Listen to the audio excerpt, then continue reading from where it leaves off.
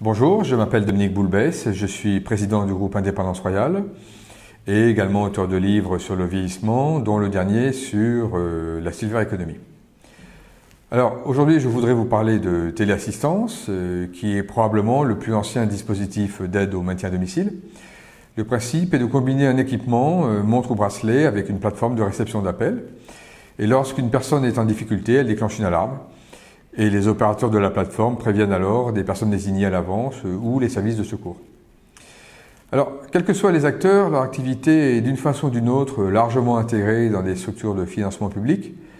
Et la téléassistance est éligible au service à la personne. Elle donne ainsi droit à une réduction fiscale, une déduction fiscale, soit un crédit d'impôt de 50% des dépenses. Alors, dans les grandes lignes, le marché, donc environ 560 000 abonnés, se partage en 3 tiers. Donc vous avez d'abord les spécialistes qui ont intégré l'ensemble de la chaîne de valeur depuis la fabrication des équipements jusqu'à l'exploitation et la commercialisation, comme la société Assistel, bien connue. Vous avez ensuite les filiales de groupe, dont ce n'est pas l'activité principale, mais qui ont positionné la téléassistance comme un complément naturel de leurs activités. C'est le cas par exemple du groupe Crédit Agricole avec leur filiale Serenica. Et puis enfin, vous avez un troisième tiers. C'est le secteur associatif avec par exemple Présence Verte. Alors la question qui se pose aujourd'hui sur le marché et son évolution, donc comment faire évoluer le marché de la téléassistance? La première réponse c'est l'enrichissement de l'offre actuelle.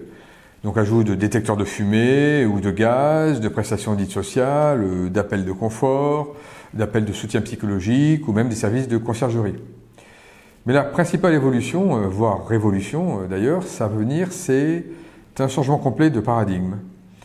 Puisque, au lieu de réagir à un appel, certaines sociétés développent une offre de prévention, c'est le cas des seniors Adom, avec des capteurs qui enregistrent, via des algorithmes auto-apprenants sophistiqués, l'activité de la personne. Donc elles vont enregistrer des paramètres biologiques, les heures de lever et de coucher, les heures d'aller et de retour depuis le domicile, l'éloignement du domicile.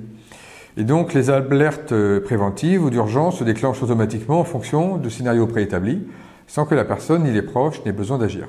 Et donc, l'évolution de la téléassistance rejoint ainsi celle de la Silver Economy en général, puisque la prévention, parce qu'elle permet d'éviter des hospitalisations coûteuses pour tous, devient ainsi un enjeu majeur de société. Voilà, j'espère que cette vidéo vous aura plu et donc à bientôt pour la prochaine.